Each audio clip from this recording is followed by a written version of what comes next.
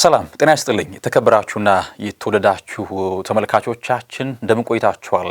ብስራት ኤፍኤም ላይ ትገኛላችሁ። የዩቲዩብ ቻናላችን የዓለም ዋንጫ እንግዲህ ዛሬ በይፋ ይጀምራል። ወርልድ ካፕ ዞን በተሰኘ ፕሮግራም ደግሞ የዓለም ዋንጫ ተጀምሮ እስኪጠናቀቅ ድረስ ከእናንተ ጋር ቆይታ እናደርጋለን። በተለያዩ ርዕሰ ጉዳዮች ላይ ዓለም ዋንጫን የተመለከቱ ጉዳዮችን በስፋት የምንዳስሰው ወርልድ ካፕ ዞን በይፋ ተጀምሯል። ዛሬ መጀመሪያው ፕሮግራማችን ነው። በሌሎችም ፕሮግራሞቻችን ከባልደረቦቻችን ጋር በጋራ ሀሳቦችን እያነሳን የተወያየን ጋራ ጊዜ እናሳልፋለን። ዛሬ ደግሞ እንደ መክፈቻ ሊነሱ የሚገባቸው ነጥቦች ምንድናቸው የሚለውን ጉዳይ እንመለከታለን። ተፈራ ታመነ ከመላው የስቱዲዮ ባለሙያዎች ጋር የጋራ ጊዜን የማሳለፍ ነው የሚሆነው። እስከ ቆይታችን ፍጻሜ ድረስ አብራችሁ እንድትቆዩ የአክብሮት ግብዣችን ነው። የዓለም ዋንጫ የእግር ኳስ መድረኮች ሁሉ የበላይ ነው። ምክንያቱም ተጫዋቾች ሰንደቃቸውን ከፍ ለማድረግ በክብር መዝገብ ላይ ስማቸውን ለማስቀመጥ የሚፋለሙበት የሚዋደቁበት ታላቅ መድረክ ነው። ምንጊዜም እንግዲህ ሀገር ይቀድማልና ለሀገራቸው ክብር ደግሞ መዋደቅን እግር ኳስ ተጫዋቾች ምንጊዜም ልብ ብለው በአጽንኦት የሚመለከቱት ጉዳይ ነው። ታዲያ የዓለም ዋንጫው እንግዲህ በየአራት ዓመቱ እየተከናወነ ምንጊዜም የእግር ኳስ ቤተሰቡን ሰቅዞ እየያዘ ነው። ደግሞ አሁን ላይ 2026 የዓለም ዋንጫ ሊጀመር ሰዓታት ብቻ ናቸው የሚቀሩት። በአሜሪካ በሜክሲኮና በካናዳ አዘጋጅነት የዘንድሮ 2026 የዓለም ዋንጫ ይከወናል። የዓለም ዋንጫ በነገራችን ላይ እግር ኳስን በፍቅር ከሚወዱ ሰዎችም በተጨማሪ እንደ ፌስቲቫልም ብዙ ጊዜ ከተመለከትን በቤተሰብ መካከል የክለብ ውድድሮችን የማይከታተሉ ነገር ግን የዓለም ዋንጫ ቶርናመንቶችን የሚከታተሉ ብዙሃን አሉ በሀገራችን። ከዚያም አለፍ ሲል ደግሞ የዓለም ዋንጫ በሚከናወንበት ሀገር ላይ በመጓዝ እንዲያው እንደ ቫኬሽንም የሚያዩት አሉ። ተዝናንተው ለተዝናኖት እንደው አምርተው የሚመለከቱም አይጠፉምና የዓለም ዋንጫ መልኩ ብዙ ነው። ተሳታፊዎች ደግሞ ዘንድሮ በጣም ከፍ ብለዋል። ብዙ ነገሮች ተደማምረውበት በዚያ መንገድ ይጠበቃል። አሁን ላይ እንግዲህ ድሮ በተለይ ዓለም ዋንጫ በልጅነት እድሜ እንግዲህ ሳስታውስ እኔ እንኳን በግሌ ዓለም ዋንጫ ሲከወን በምን አይነት መጓጓት እንጠብቀው እንደነበረ፣ አሁን ግን ብዙዎች ከናሽናል ቲም ይልቅ ወደ ክለብ ያደሉ ይመስለኛል እንደው ነገሮችን ሳስተውልና ስመለከት። ይህ ደግሞ ቴክኖሎጂው በተለይ መስፋቱ፣ ድሮ የእግር ኳስ አማራጭ ውስን ነበር። በነገራችን ላይ እንዲያው በእኛ እድሜ እንኳን ብመለከተው ከክለብ እግር ኳስ አስቀድመን የብሔራዊ ቡድን ጨዋታዎችን ነበር እንመለከት የነበረው በቴሌቪዥን የመተላለፍ እድል ስለነበረው ማለት ነው። እናም አስቀድመን ናሽናል ቲሞችን ነበር የምናውቀው ከክለቦች በፊት። አሁን ላይ ግን ቴክኖሎጂው በጣም ዘምኗል። በተንቀሳቃሽ ስልኮች ነገሮችን መመልከት፣ ኳስም በዚያ መመልከት አማራጭ አለና አንዳንድ ጊዜ አቅርቦቶች በደንብ ሲቀርቡ ፍላጎቶችም እንደው የሚያንሱበት አጋጣሚ አለና የዚህ አይነት ነገሮችን አስተውያለሁ። ዓለም ዋንጫ ግን ምንጊዜም የዓለም ዋንጫ ነው። ዘንድሮ አዳዲስ ነገሮችን እንመለከታለን። ለመጀመሪያ ጊዜ ነው በ48 ሀገራት መካከል የሚደረገው የዓለም ዋንጫው። የተሳታፊ ቁጥሮች መብዛት ደግሞ ቶርናመንቱን ይበልጥ የሚያሰፋበት አጋጣሚ ይኖራል። ሌላኛውና ሁለተኛው በሶስት ሀገራት መካከል ለመጀመሪያ ጊዜ ነው የዓለም ዋንጫ ሲደረግ። ሌላኛው አስቴካ መቼም ታሪካዊ ስቴዲየም ነው። የሜክሲኮ አስቴካ ስቴዲየም ዛሬ መክፈቻው የሚደረግበት ስቴዲየም ማለት ነው። ለመጀመሪያ ጊዜ 3 የመክፈቻ ጨዋታዎችን የሚያደርግ ስቴዲየም ይሆናል። ከዚህ ቀደም በ1970 በ1986 አርጀንቲና ሻምፒዮን በሆነችበት ዓመት ላይ አስቴካ ነበረ መክፈቻው የተደረገው። ዛሬ ደግሞ ለሶስተኛ ጊዜ የመክፈቻ ጨዋታው ይደረጋል። እንዲሁ ሊነሳ የሚገባው ነጥብ የአየር ጠባዩን በተመለከተ ነው። በጣም ሞቃት ነው።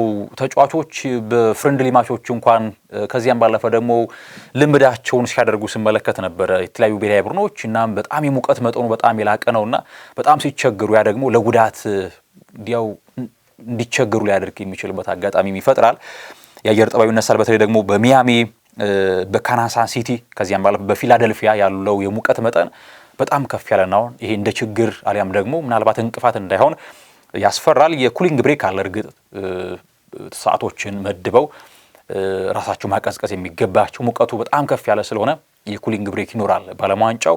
ነገር ግን እንዳልኳችሁ በሚያሚ በካንሳስ ሲቲ እና በፊላደልፊያ ደግሞ በጣም የበለጠ እንደሆነ የአየር ትንበያ ባለሙያዎችም ይህንን መረጃዎች ይዘው ወጥተዋል። ላኛው ዘንድሮ በፍጻሜ ጨዋታ ላይ ሃፍ ታይም ላይ መጀመሪያው አጋባሽ እንደተጠናቀቀ የሃፍ ታይም ሾው ይኖራል።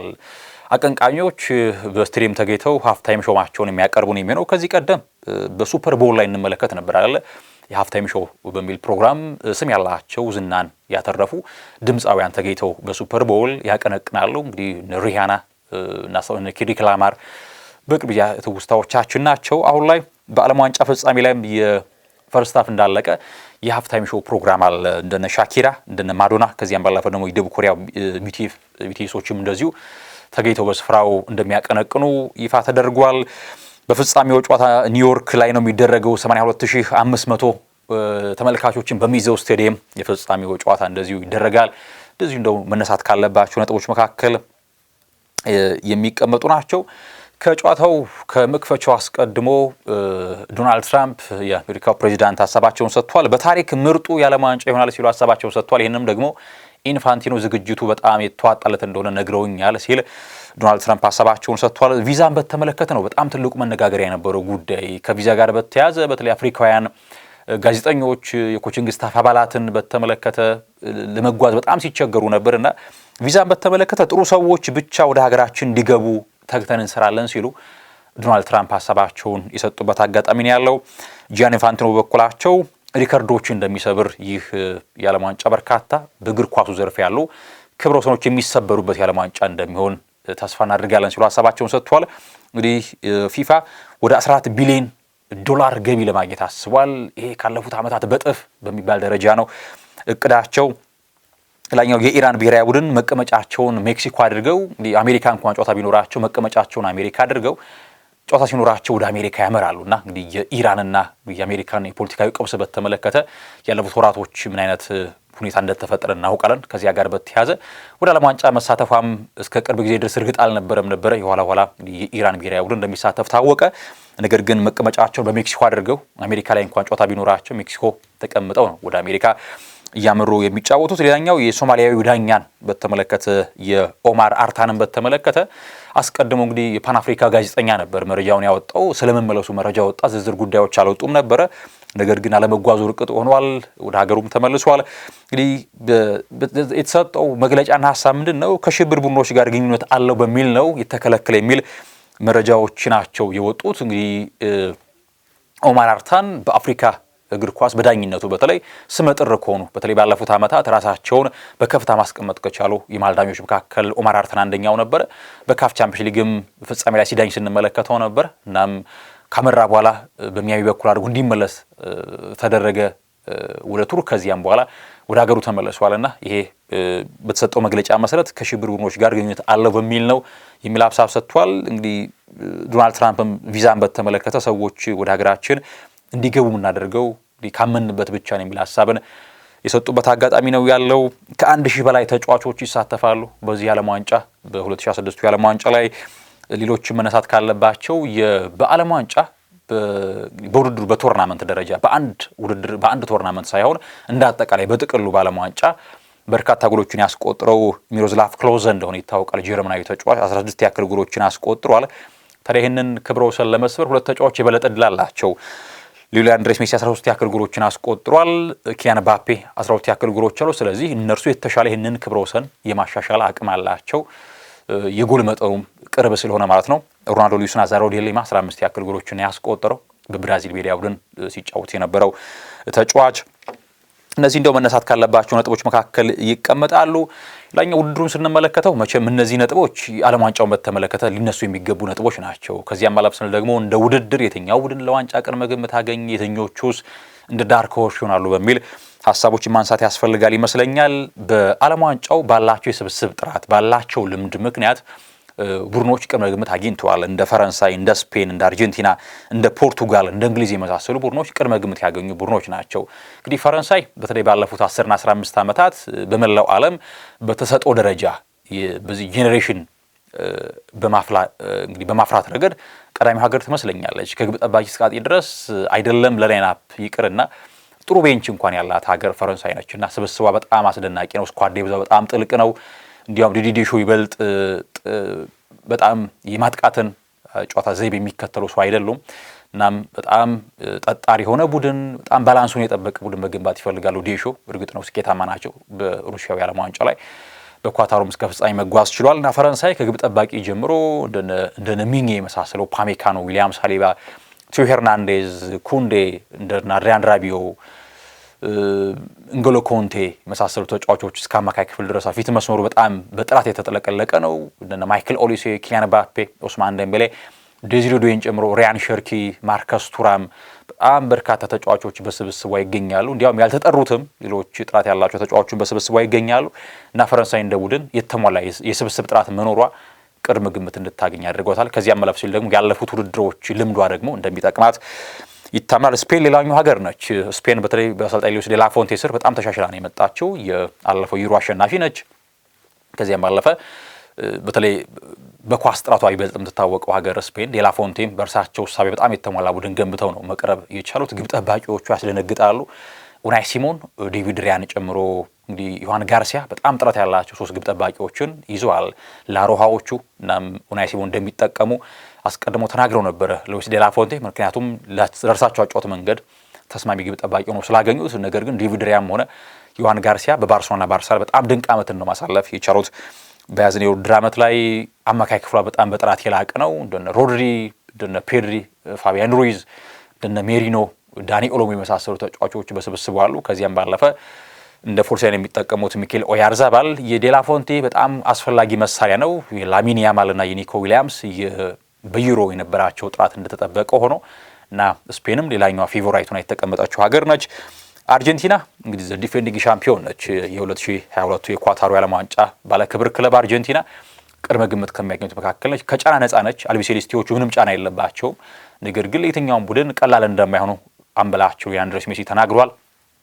እናም በተለይ አማካይ ክፍሏ ሶሊዲቲ ሌላኛው ትልቁ የሚነሳ ጉዳይ ነው። በአርጀንቲና በኩል የኤንዞ ፈርናንዴዝ፣ የአሌክስ ማካሊስተር፣ የሮድሪጎ ዲ ፓውል እንግዲህ የአማካይ ክፍል ሶሊዲቲ ስንመለከት በጣም ብርቱ አማካይ ክፍል እንዳላት ነጥብ ማስፈር ያስፈልጋል። ፊት መስመሯ እንግዲህ ሊያንድሬስ ሜሲ በእንቅስቃሴ ረገድ በጣም እየታተረ እንኳን ባይጫወት ኳስ እግር ጓዝ ሊጋ ምን ማድረግ እንደሚችል እናውቃለን። ሜሲና የእርሱ ጥራት እንዳለ ነው። ከዚያም ባለፍ ሲል ላውታሮ ማርቲኔዝ፣ ሁሊያን አልቫሬዝ በጣም ወርልድ ክላስ ፊት መስመር ተጫዋቾች ናቸው።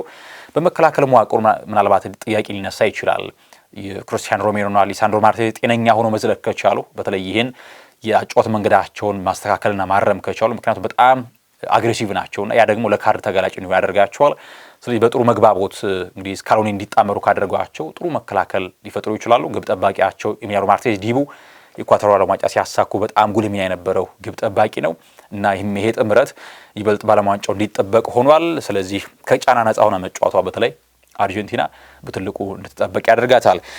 ሌላኛው ሀገር ፖርቱጋል ነች። ፖርቱጋል ደግሞ ያለፈው የኳታሩ የዓለም ዋንጫ ላይ አርጀንቲና የነበራት አይነት ስሜትን ይዛ ነው የምትመጣው በዚህ ዓለም ዋንጫ። ምክንያቱም ክርስቲያኖ ሮናልዶ ዶስ ሳንቶስ አቬሮ በእግር ኳስ ዘመን ቆይታው የቀረው ትልቁ ዋንጫ የዓለም ዋንጫ ብቻ ነው። በእንግሊዝ፣ በስፔን፣ በጣሊያን ከዚያም ባለፈ ደግሞ በሳውዲ ሮሻ ሊግ በዋንጫ የተንቆጠቆጡ ጊዜያቶችን አሳልፈዋል። በግል ክብር፣ በቡድን ክብር የተንቆጠቆጠ እግር ኳስ ተጫዋች ነው ክርስቲያኖ ሮናልዶ ዶስ ሳንቶስ አቬሮ። ነገር ግን አንድ ክብር በሜዳሊያ እንግዲህ ኮሪደሩ ላይ የለም። ይህም ደግሞ የዓለም ዋንጫ ሜዳሊያ ነው። የአውሮፓ ዋንጫን አሳክቷል 2016 ላይ። ነገር ግን የዓለም ዋንጫን ለማሳካት አልቻለም። ዘንድሮ የማርቲኔዙ ስብስብ ለሮናልዶ ከዚያም ደግሞ ለፖርቱጋል በታሪክም የዓለም ዋንጫን እንካችሁ ይላሉ። በጣም በትልቁ የሚጠበቀው ጉዳይ ነው። እንግዲህ ሮናልዶ የመጨረሻ ዓለም ዋንጫም እንደሚሆን ይጠበቃል። እንደነ ጆዋ ፌሊክስ የመሳሰሉ ተጫዋቾች ለሮናልዶ እንግዲህ ሲሉ መጫወት እንዳለባቸው ሀሳባቸው ይሰጣሉ። እንደ ስብስብ ስንመለከተው በተለይ የአማካይ ክፍሏ ጥራት በጣም የላቀ ነው። ልክ እንደ አርጀንቲና ሁሉ እንደነ ጆዋ ኔቬስ፣ እንደነ ቪቲኒያ፣ ብሩኖ ፈርናንዴዝ፣ በርናንዶ ሲልቫ በጣም በጥራት የተሟላ አማካይ ክፍል አላት። ፊት መስመሯ ምናልባት የራፋኤል ሊያው ያለፉት ዓመታት የጥራት ዝቅ ማለት ሊነሳ ይችላል። የነ ኮንሴሳው ሌላኛው የሚነሳው ጥራት ነው።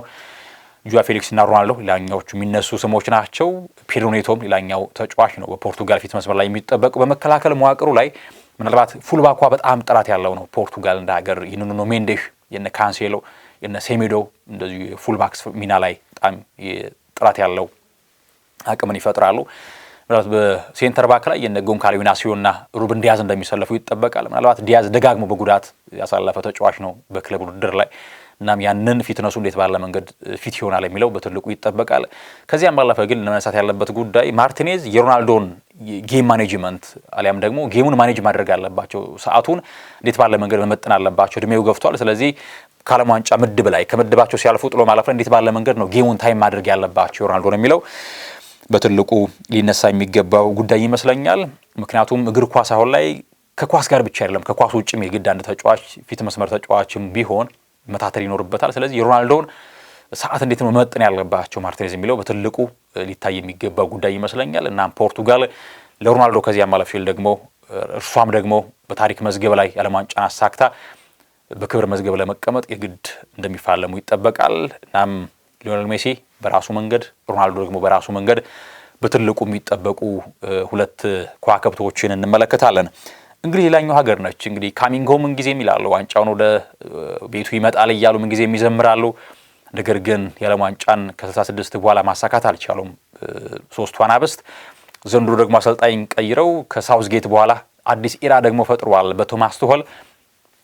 የታክቲሻኑ ሰው እንግዲህ በአሰልጣኝነት ጥራቱ ማንም የሚጠራጠረው የለም ቱኸልን። ነገር ግን የት ባለ መንገድ ነው ቲሙን ማኔጅ የሚያደርገው በሻክሩን የሚያረጋጋው የሚለው በትልቁ ይጠበቃል። የእንግሊዝ ብሔራዊ ቡድን ሌላኛው ተጠባቂ ሀገር ነው። በዩሮ እንግዲህ ባለፉት ሁለት ዩሮዎች ላይ እስከ ፍጻሜ ደርሳለች። ከዚያም ባለፈ ሰሚ ፋይናልም መድረስ ይችላል ነበር። በዓለም ዋንጫ በስብስብ ጥራት ስንመለከት በጣም የተሟላ ስብስብ አላት።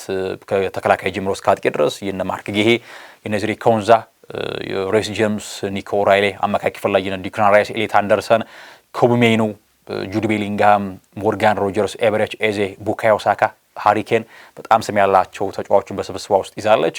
እንግዲህ ቶማስ ቱኸል ጁድ ቤሊንግሃም ቋሚ ሰላፊ ለመሆን ጠንክሮ መስራት እንዳለበት ሀሳባቸውን የሰጡበት አጋጣሚ ነው ያለው። እንግዲህ እንግሊዝ እንደ ሀገር በአንድ ስፍራ ላይ ከሚገባው ላይ መጠን ምርጫ እንዳደረገች ይሰማኛል። በተለይ ፊት መስመር ላይ ሶስት ፍሮንት ላይኖችን የጠራቸው ሃሪኬን፣ ከዚያም ባለፈ አይቨን ቶኒ እና ኦሌ ዋትኪንስ። ስለዚህ ከሶስቱ አጥቂዎች አንዱን ቀንሳ የመስመር ተጫዋቾችን በተለይ እንደነ ቦን የመሳሰሉ እንደነ ጊብስ ዋይት የመሳሰሉ ተጫዋቾችን ማከተት ብትችል የበለጠ በስኳድ ዴብዟ ላይ የተሻለ ጥራት ይኖራል ብዬ አስባለሁኝ።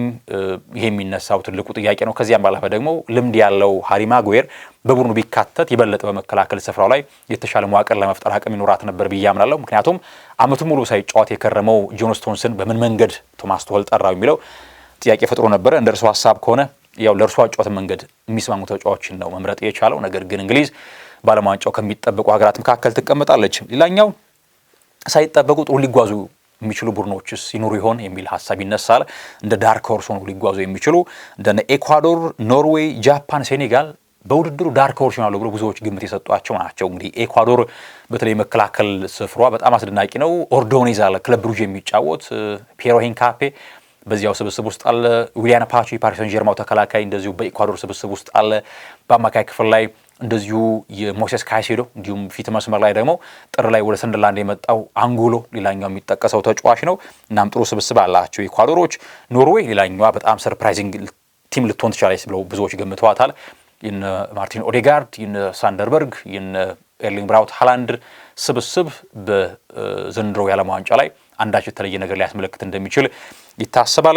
ጃፓን እንደዚሁ የምትጠቀሰው ሀገር ነች። በጣም በጥሩ መንገድ ስብስብ ያላት ሀገር ነች። ሴኔጋል እንደዚሁ ፓፔቺያው ስብስብ ከመከላከል ስፍራ ጀምሮ እስከ አጥቂ ድረስ በተለይ አማካይ ክፍሏ በጣም ያስደንቃል። ፓፔጉ በቪያሪያል ዘንድሮ በጣም ድንቅ ዓመትን ያሳለፈው ተጫዋች አለ። ላሚን ካማራ፣ ኢድሪስ ጉዌጋና፣ ሀቢብ ዲያራ በአማካይ ክፍል ላይ የሚነሱ ስሞች ናቸው።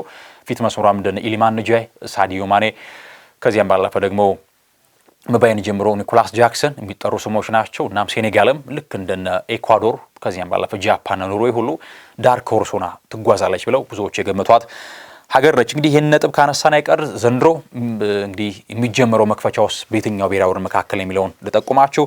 ሜክሲኮ ከደቡብ አፍሪካ ምሽት 4 ሰዓት ላይ በአዝቴካ የሚደረገው የመክፈቻ ጨዋታ ሆኖ በዓለም ዋንጫ ይደረጋል።